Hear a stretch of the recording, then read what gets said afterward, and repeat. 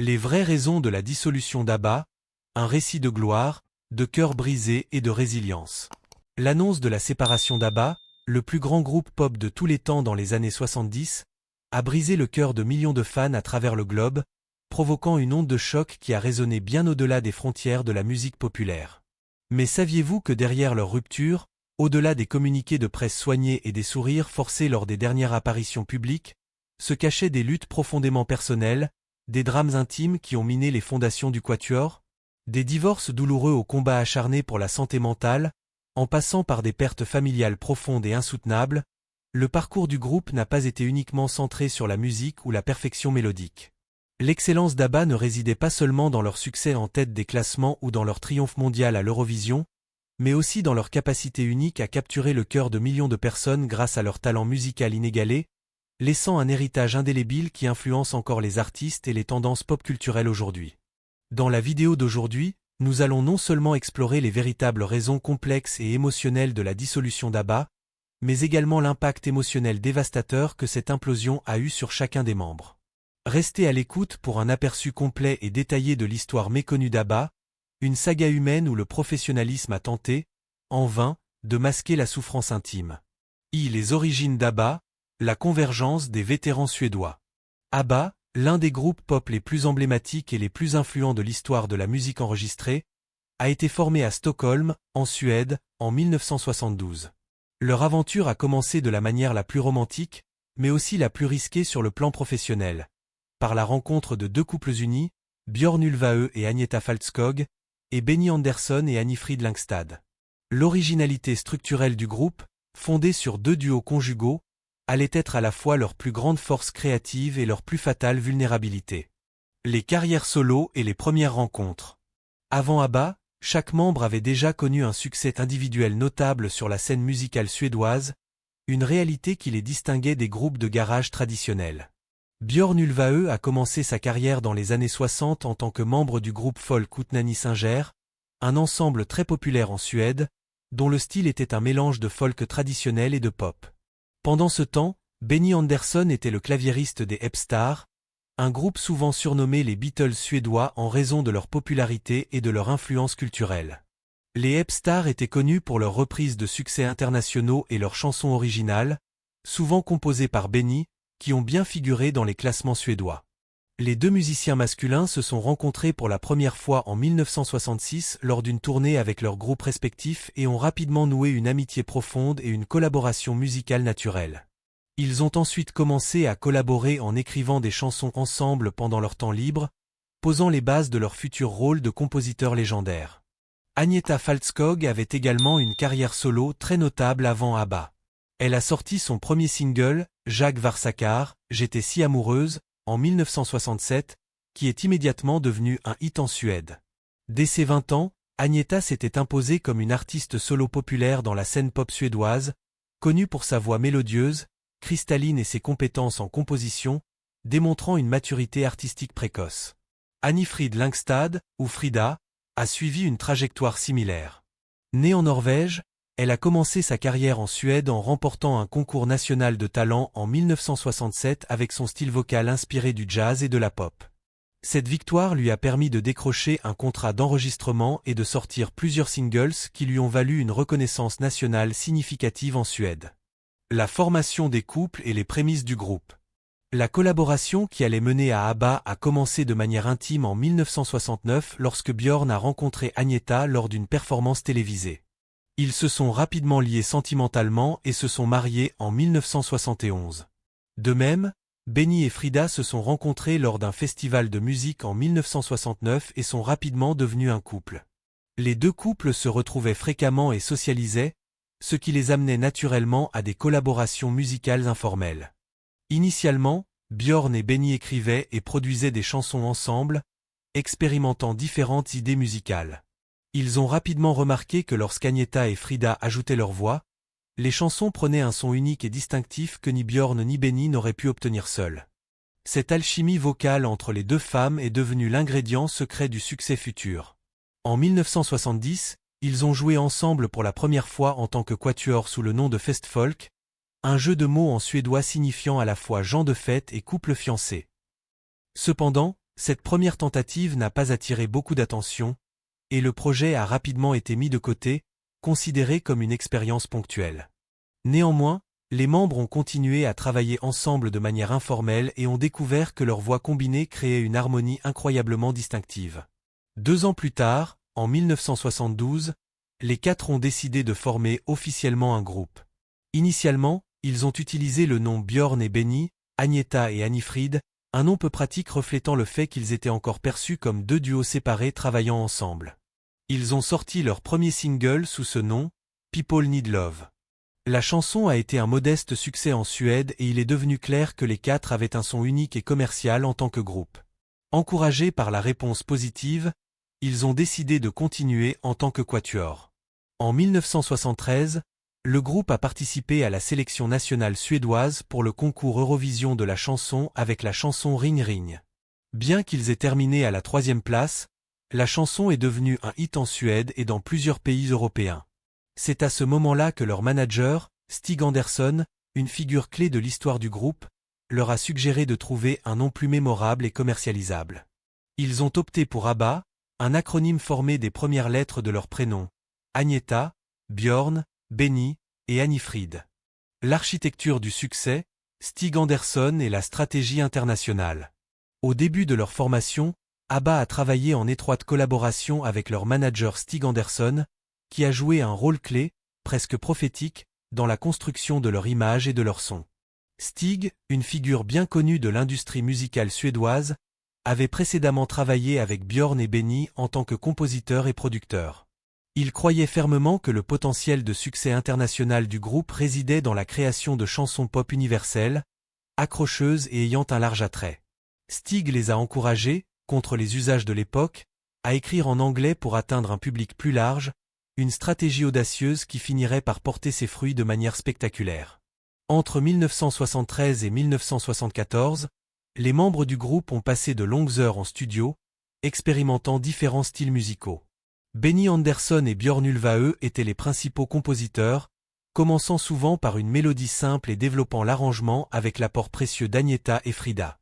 Les 2 femmes étaient connues pour leur capacité à harmoniser avec une précision et une émotion inégalées, ce qui est devenu la marque de fabrique du son d'ABBA.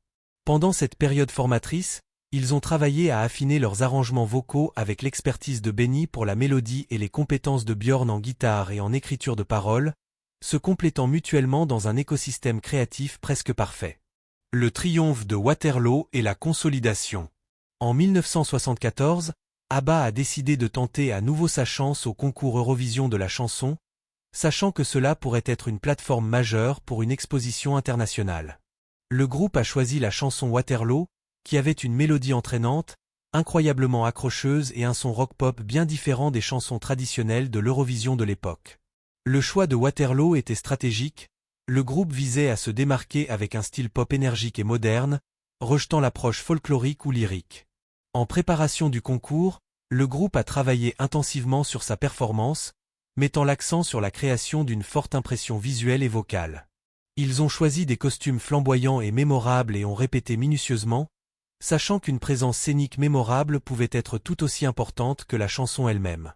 Malgré les premiers doutes et scepticismes de la presse musicale suédoise, qui avait initialement perçu ABBA comme une collaboration temporaire ou une novelty act, le groupe était déterminé à montrer son style unique.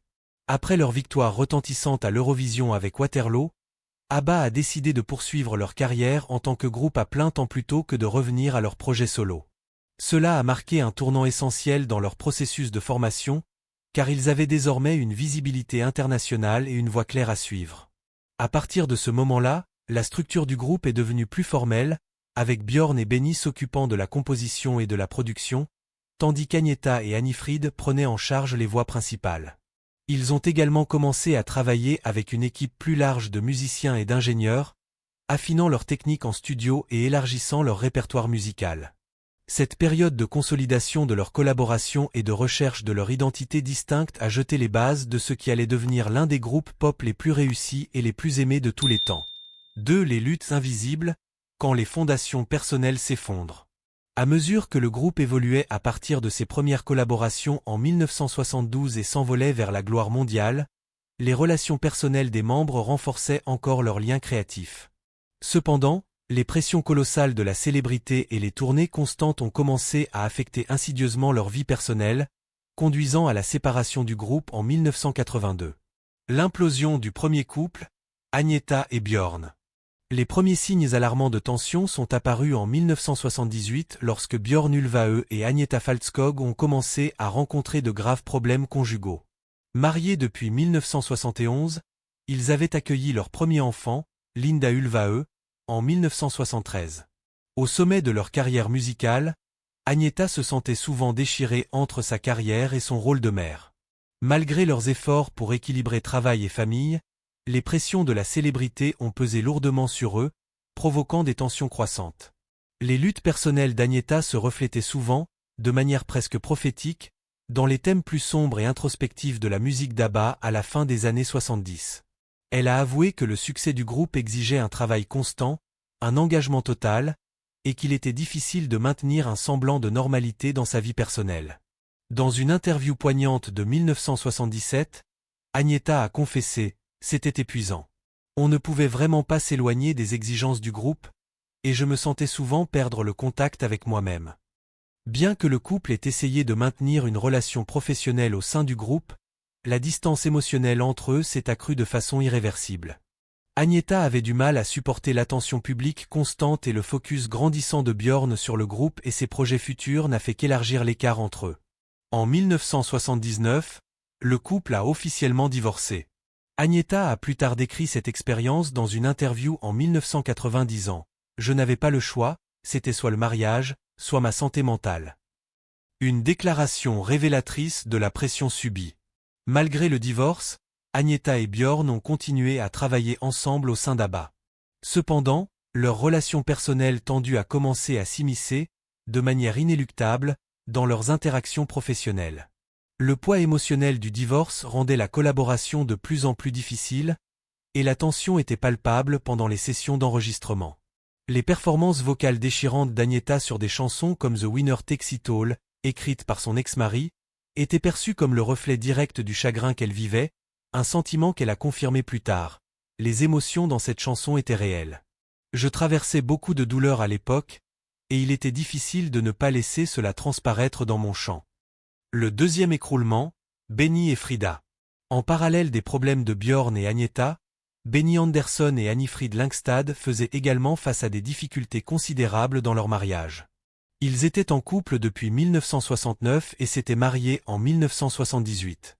Bien que leur relation personnelle ait toujours été moins médiatisée que celle de Björn et Agnetha, les tensions qu'ils ont vécues étaient similaires à celles du premier couple. À mesure que la célébrité d'ABBA grandissait, les tournées incessantes et l'attention publique mettaient une pression considérable sur leur vie personnelle. Comme Agnetha, Frida a eu de plus en plus de mal à gérer les exigences de sa carrière et de sa relation. Elle a révélé plus tard dans une interview de 1981. « Il était difficile de vivre sous les projecteurs, surtout quand ça n'allait pas bien à la maison. Il y avait des jours où j'avais l'impression de perdre le contact avec la réalité.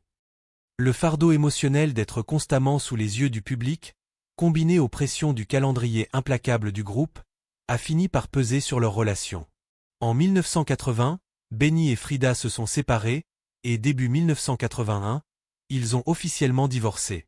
Bien que le couple soit resté relativement discret sur les détails de leur lutte personnelle, leur rupture est devenue un autre signe des tensions irréconciliables au sein d'ABBA. Comme Benny l'a expliqué dans une interview de 1982, nous étions tous les deux trop absorbés par le groupe. Les sacrifices personnels étaient trop importants. Le divorce de Benny et Frida a eu un impact profond sur la capacité du groupe à travailler comme une unité cohésive. La tension entre les deux couples, qui avaient tous deux traversé des ruptures extrêmement médiatisées, était évidente pour ceux qui étaient proches du groupe. Dans une interview de 1982, Frida a admis « C'était difficile de travailler ensemble après tout ce qui s'était passé. On ne pouvait pas faire semblant que rien n'avait changé. L'impossible unité et la fin imminente. » Les conséquences émotionnelles de leur divorce rendaient de plus en plus difficile pour ABBA de maintenir leur dynamique d'antan. En 1981, les luttes personnelles des deux couples avaient eu un impact considérable sur la capacité du groupe à continuer en tant qu'unité. Les membres du groupe avaient de plus en plus de mal à concilier leur vie personnelle avec les exigences du groupe. La fracture émotionnelle entre Björn et Agnetha, ainsi que la relation tendue entre Benny et Frida, se reflétaient désormais ouvertement dans leur musique. Des chansons comme One of Us et The Winner Takes It All sont souvent vues comme des représentations métaphoriques de leur douleur personnelle et de l'effondrement de leur mariage. Bien qu'ils aient souhaité continuer en tant que groupe, les difficultés personnelles ont rendu impossible pour ABBA de maintenir l'énergie et l'enthousiasme qu'ils avaient au début. Comme Björn l'a réfléchi en 1982, nous avons essayé de continuer, mais nous n'étions plus les mêmes personnes que nous étions au début. Nous avions changé, et notre musique aussi. Le sentiment qui avait nourri le succès du groupe commençait à s'estomper, remplacé par la sensation que leur temps ensemble touchait inéluctablement à sa fin. Les dernières sessions d'enregistrement en 1982, lorsqu'ABBA ont enregistré des Before You Came et Under Attack, étaient marquées par un sentiment de faim et de mélancolie. Bien que les membres d'ABBA n'aient jamais annoncé publiquement leur rupture, les fans ressentaient qu'il était trop tard pour sauver le groupe. La tension émotionnelle des divorces et la perte progressive de l'harmonie entre les membres rendaient impossible de continuer à travailler avec la même passion qui les avait propulsés à la célébrité. Dans une interview de 1982, Agnetha a résumé la situation en ces termes: « C'était un soulagement quand c'était fini. Nous avons persévéré longtemps, mais il était clair que les choses n'étaient plus les mêmes. » La fin des deux mariages a eu un impact considérable sur la chimie du groupe. Bien que les membres aient essayé de maintenir une façade professionnelle, les tensions personnelles étaient évidentes lors des sessions d'enregistrement et des apparitions publiques. Selon Björn dans une interview de 1982, il était impossible de ne pas laisser nos émotions personnelles s'immiscer dans notre travail. Cela a tout changé. 3. L'après-séparation, des carrières florissantes et des destins brisés. Après la dissolution d'ABBA, les 4 membres ont poursuivi des carrières individuelles, chacun traçant sa propre voie dans la musique, le théâtre musical et la vie personnelle. Bien qu'aucun d'eux n'ait atteint le même niveau de gloire mondiale qu'ils avaient connu avec ABBA, chacun a apporté des contributions notables dans son domaine respectif. Cependant, les trajectoires des hommes et des femmes ont divergé de manière frappante, les femmes faisant face à des épreuves bien plus sombres. Björn et Benny, l'alliance du théâtre musical. Björn Ulvaeus est resté profondément impliqué dans la musique, mais son attention s'est tournée vers l'écriture et la composition pour le théâtre musical. Il a fait équipe avec Benny Andersson pour créer Chess, une comédie musicale qui a été présentée pour la première fois en 1986. La comédie musicale a rencontré un grand succès dans le West End de Londres et a donné naissance à plusieurs chansons populaires, dont One Night in Bangkok et I Know Him So Well. La carrière de Björn ne s'est pas limitée à Chess.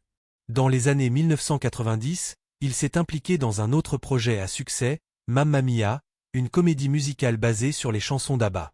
Mamma Mia a ouvert à Londres en 1999 et a été ensuite adapté en film en 2008, assurant la pérennité de l'héritage musical d'ABBA. La vie personnelle de Björn après ABBA a également connu des changements importants. En 1981, juste avant la séparation d'ABBA, Björn a divorcé d'Agnetha Fältskog après 10 ans de mariage. Il s'est ensuite marié avec la productrice de télévision suédoise Lena Kallesjö en 1981. Ils ont 2 filles, et Björn a souvent parlé avec affection de son second mariage, qui est resté solide. Tout comme Björn, Benny Andersson a poursuivi ses activités musicales après ABBA mais a adopté un rôle plus en retrait et plus expérimental. Après la fin d'ABBA, Benny a travaillé avec Björn sur Chess et a également formé le Benny Andersson Orchestra, BAO, un projet qui lui a permis d'explorer la musique folk et inspirée du jazz, contrastant avec le son pop d'ABBA. Son style musical a évolué, et il est devenu connu pour son travail instrumental, y compris ses compositions pour le cinéma et la télévision. L'une des contributions majeures de Benny après ABBA a été son implication dans Mamma Mia, jouant un rôle crucial dans le succès mondial de l'adaptation scénique et cinématographique. Peu de temps après son divorce d'Annifrid Lyngstad, Benny a épousé Mona Nörkli en 1981 et a eu un enfant nommé Ludwig. Frida et Agnetha, le fardeau du deuil et de la santé mentale.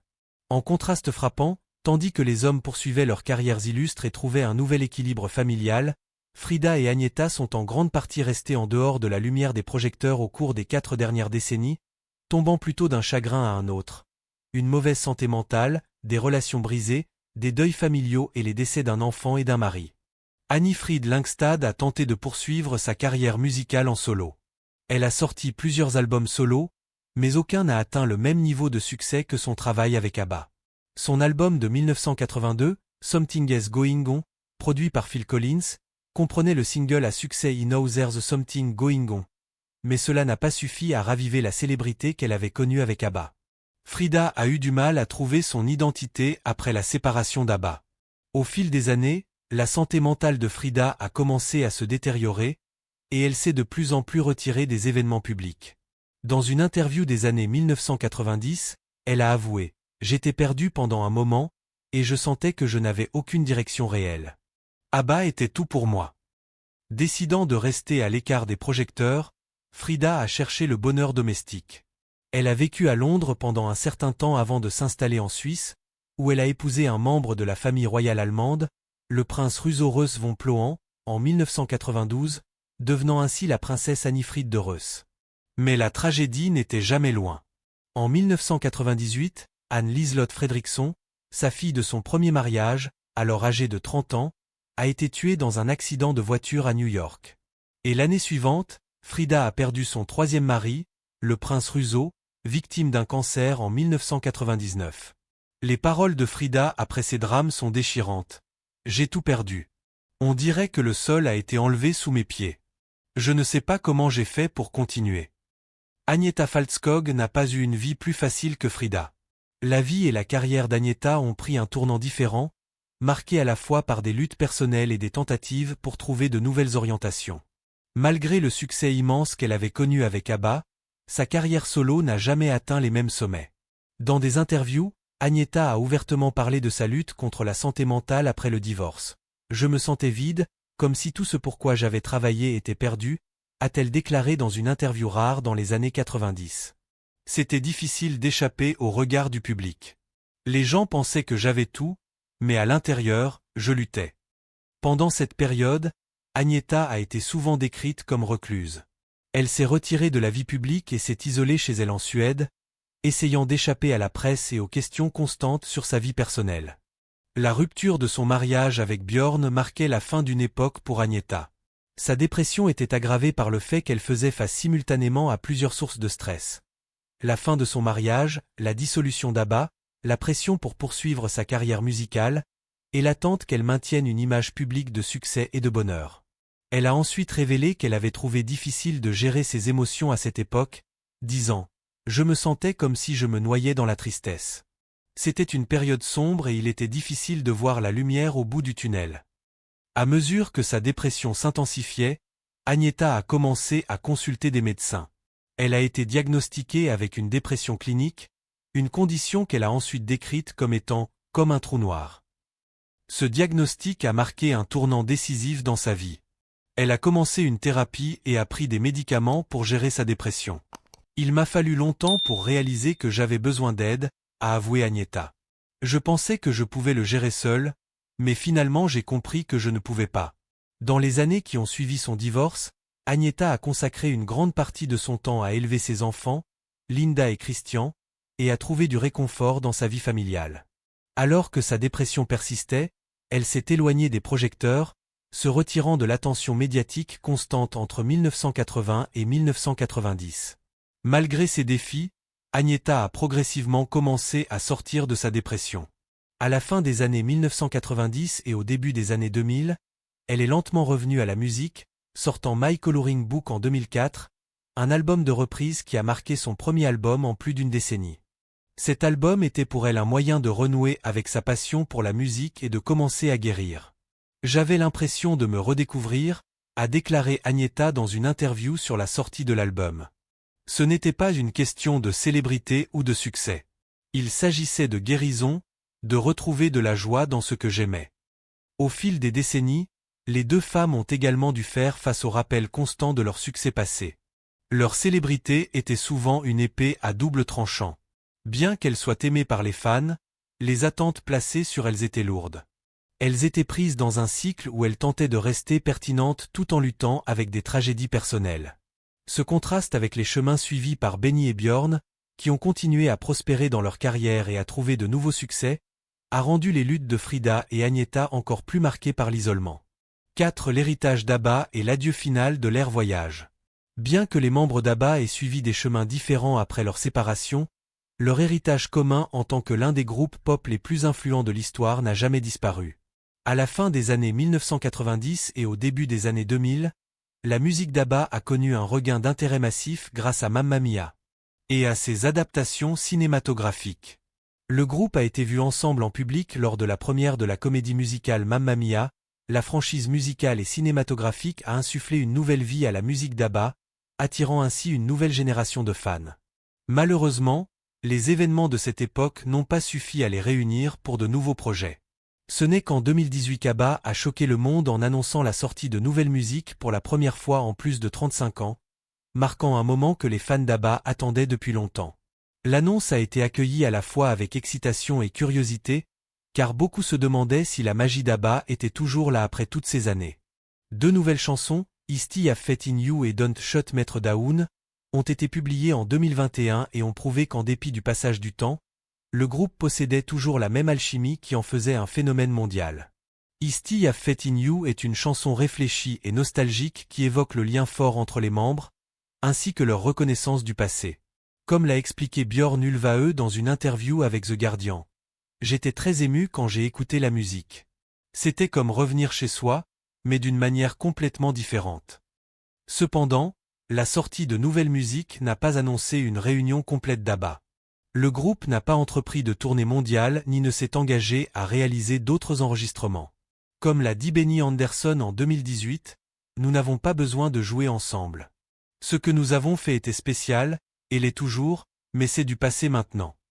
Il semblait que la fin était proche, mais en 2021, ils ont de nouveau fait la une des journaux lorsqu'ils ont décidé de se réunir pour un nouvel album, intitulé Voyage, et ont annoncé une tournée virtuelle après 40 ans de séparation. Mais cela marquait probablement leurs derniers adieux. Benny Andersson, âgé de 74 ans, a fait une déclaration importante au Guardian, « Il est temps. Cela doit se faire ainsi, vous savez. Je ne dis pas qu'ABBA ne se réunira jamais en tant que groupe, mais je peux vous dire qu'il est temps de dire adieu à tout grand projet pour l'avenir. » Cela a clairement montré que bien que la musique et l'héritage d'ABBA perdureront, leur époque de performance en groupe et de création de nouvelles musiques prendra fin après leur dernier projet Voyage. L'annonce de leur séparation n'était pas due à des discordes internes ou à la pression de l'industrie, mais était une décision collective et mûrement réfléchie du groupe. Cela marque un écart important avec leur première séparation en 1982, qui était pleine de tourments personnels pour les 4 membres. Le retour est présenté comme un cadeau aux fans, avec Voyage leur premier projet musical commun depuis plus de 4 décennies. Benny Andersson et Björn Ulvaeus, les 2 membres masculins, ont révélé que l'album n'était pas influencé par les tendances musicales actuelles ou les exigences de l'industrie. Lorsque l'annonce de cette tournée a été faite, l'anticipation était immense. Les billets pour la tournée virtuelle d'ABBA se sont épuisés immédiatement après l'annonce, et leur site de billetterie a immédiatement planté à cause du trafic élevé. C'est la première fois dans l'histoire de la musique qu'un groupe légendaire comme ABBA utilise la technologie de simulation 3D et des avatars, surnommés avatars, pour offrir des performances vivantes, dynamiques et proches du public. Les membres d'ABBA ne sont pas apparus en direct sur scène, mais des images de leur jeune version, créées par la technologie de capture de mouvement, ont été utilisées. Cela a permis à ABBA de continuer à partager leur musique tout en respectant l'âge et la condition physique des membres, alors qu'ils entrent dans leurs 70 et 80 ans. Ils restent passionnés et enthousiastes à propos de leur musique. Cependant, le groupe souhaite préserver sa liberté et sa créativité sans la pression des attentes commerciales.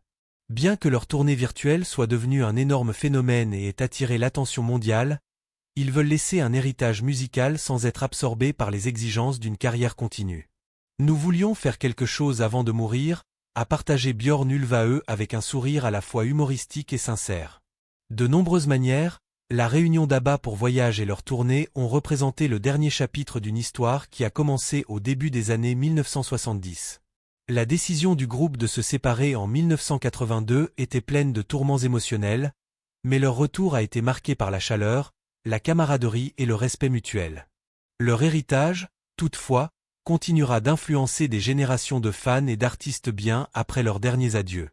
ABBA a apporté des airs intemporels qui ont résonné à travers les décennies, et leurs chansons seront toujours liées aux souvenirs d'enfance pour beaucoup. Alors, quelle chanson d'ABBA est liée à votre enfance? N'hésitez pas à partager vos réflexions et moments mémorables dans les commentaires ci-dessous. N'oubliez pas de liker, de vous abonner, et d'activer la cloche de notification pour ne jamais manquer une autre vidéo.